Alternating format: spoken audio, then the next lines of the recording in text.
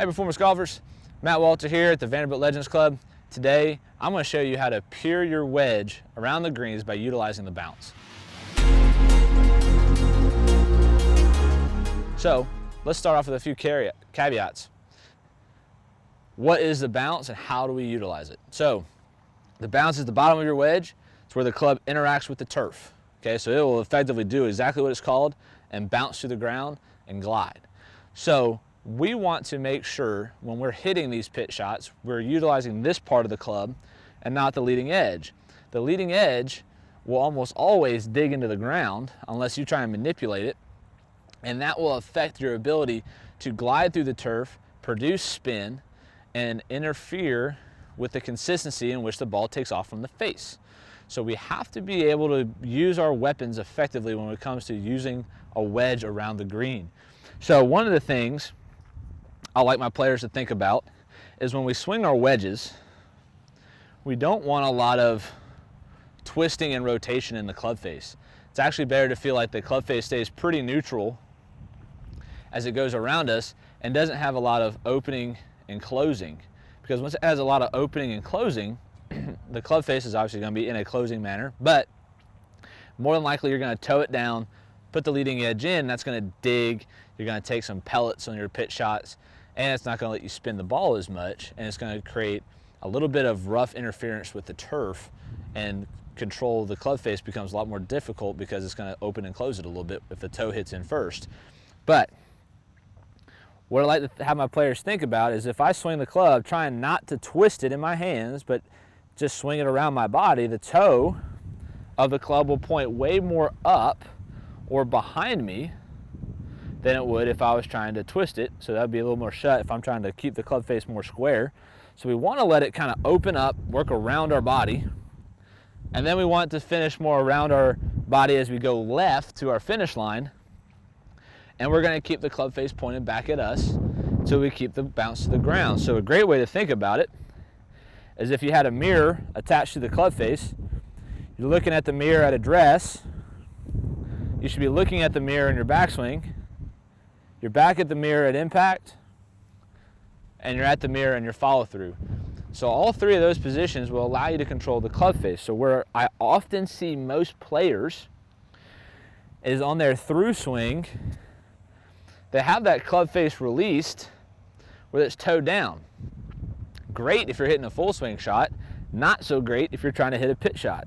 We want that club face looking more back at us and not twisted over. So it's a very big of a sensation that you're getting the club face to work around your body and there's not a lot of twisting in the shaft. So let's try a quick little pitch shot here and we'll show you. So we get set up. We're going to let the club face roll open a little bit in the backswing, and then we're going to try and swing it around our body, keeping that face pointed to the sky.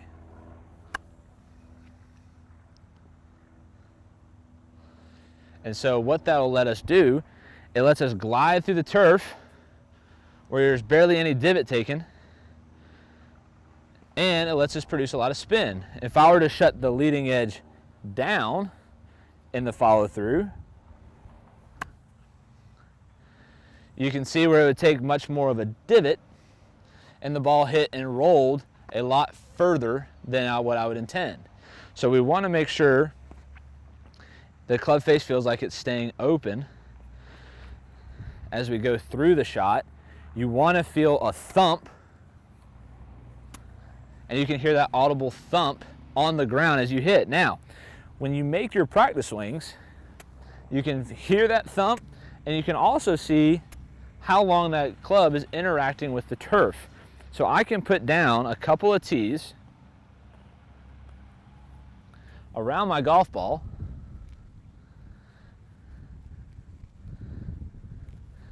and what I did was it's approximately twice the width of my club head. And what I want to do is I want my club to interact with the turf somewhere in that window. So if my golf ball sits in the front third of the two tees, so the third closest to my target, I have 2/3 behind it. If I interact with the turf somewhere in that window, I'll hit a good pitch shot. And you're saying, well, coach, I thought we had to hit ball first and not grass first. That's not necessarily true, because you can interact with the turf a little bit before the ball and still maintain a good pitch shot mechanic. And that's actually why we utilize the bounce, is that so we can interact with some turf just a fraction before the ball and skid underneath it and produce a lot of spin up the face. So again, I've made some practice swings, working on having my club impact between the two tees. I'm working on feeling that club head go around my body with the club face still looking at me, and then we're gonna hit a nice soft little pitch shot.